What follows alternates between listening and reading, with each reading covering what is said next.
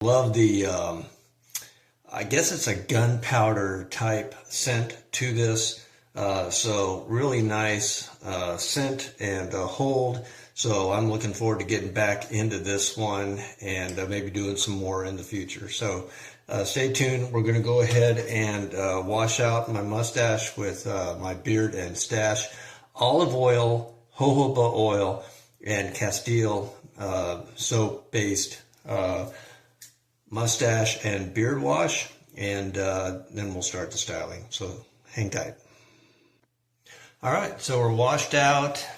Just need to dry it up and comb it out with a little heat. Before I do that, just a reminder for the beard and stash soap.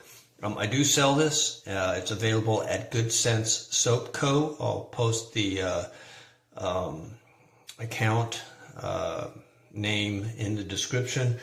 Also, I do make custom logo soaps. So if you're a business and you think this would be a good resale for you, or a customer appreciation gift, anything like that, or if you're a store and would like to sell these soaps,